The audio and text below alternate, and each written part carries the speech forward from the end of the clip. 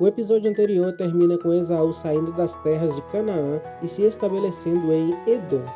A partir do capítulo 37, nós lemos a respeito de José, o primeiro filho de Jacó com Raquel, e claramente o seu filho preferido. José era o filho que entregava tudo que os seus irmãos faziam de errado para o pai, tipo o dedo duro da família. Certo dia, Jacó fez uma túnica colorida para José. Naquela época, era comum todos possuírem um manto ou uma túnica que servia para diversas ocasiões e objetivos. A maioria das túnicas era de uma cor só. A de José seria mais ou menos o tipo utilizado pela realeza.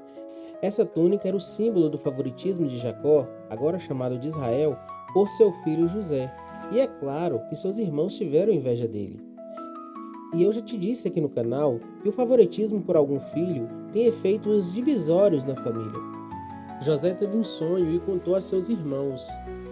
Em meu sonho estávamos carregando feixes de trigo, e os feixes de vocês eram muito menores que os meus. Ah, mas os irmãos de José não gostaram nada disso e ficaram com mais raiva ainda. Depois disso, José teve mais um sonho e ele contou: o sol e a lua e 11 estrelas se curvaram diante de mim. Dessa vez, além dos seus irmãos, até o seu pai resmungou, dizendo: você está falando que vai governar sobre todos nós? Os irmãos de Jacó ficaram com muito mais raiva ainda, mas Jacó guardou tudo isso em seu coração. Aqui fica um alerta: cuidado com quem você tem compartilhado os seus sonhos. Nem todos precisam saber aquilo que Deus tem planejado em seu coração. Muitas vezes é melhor ficar calado do que sair por aí contando tudo e gerar inveja nas pessoas. Certo dia, os irmãos de José estavam no campo cuidando das ovelhas e Jacó pediu para José ir atrás deles para averiguar se estava tudo bem. Quando viram José se aproximando, bolaram um plano para acabar com a sua vida e todos os seus sonhos. É muito comum pessoas quererem acabar com os nossos sonhos, não é mesmo? Guarde-o sempre no Senhor, guarde-o sempre no seu coração. Olha só o ponto que o ciúme daqueles irmãos chegaram. Eles queriam acabar com a vida dele. Cuidado para não ser guiado por seus sentimentos e acabar cometendo erros graves e irreversíveis. Rúben, o irmão mais velho, defendeu José dizendo que seria muito errado tirar a vida do próprio irmão. Então Rúben disse que ao invés de fazer isso, deviam apenas jogá-lo em um poço vazio que havia ali perto. Esse irmão fez isso na tentativa de salvar José. Então os outros irmãos tiraram a túnica colorida de José e o jogaram em um poço. Eles viram se aproximar comerciantes ismaelitas que estavam indo para o Egito, e Judá deu a ideia de vender José como escravo por 20 moedas de prata. Os irmãos molharam a roupa de José com sangue de um cabrito, simulando sua morte, e mostraram a Jacó.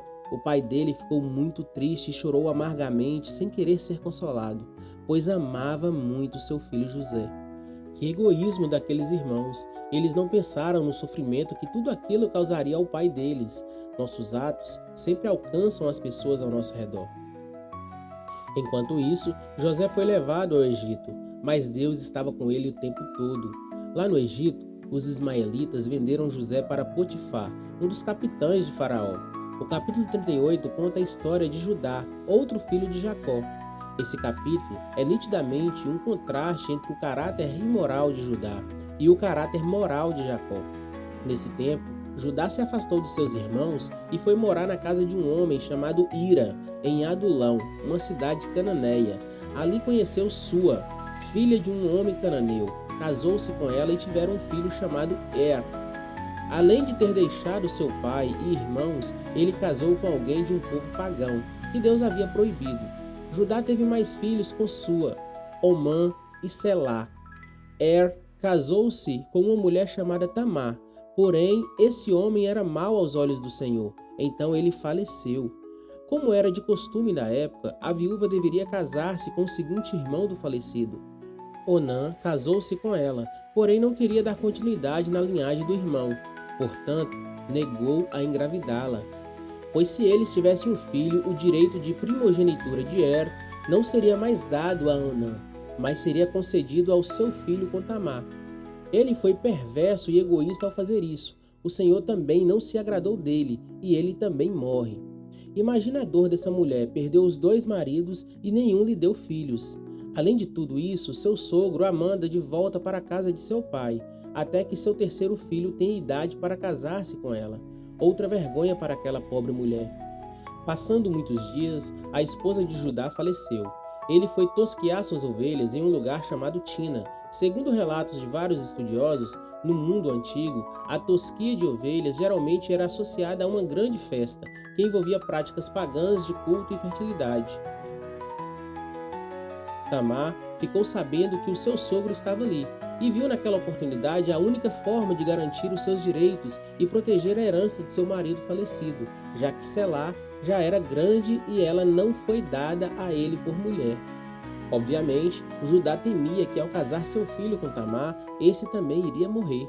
Sendo assim, Tamar se disfarçou de prostituta e com o rosto coberto ficou no caminho de Judá, que a viu e quis ter relações com ela. Ela pergunta o que ganharia para se deitar com ele, e Judá lhe promete um cabrito de seu rebanho. Mas ela pediu algo como penhor até que ele enviasse o cabrito. Ele deixou com ela o selo, o lenço e o seu cajado. Quando foi enviar o pagamento da mulher, descobriu que naquele lugar não havia nenhuma prostituta.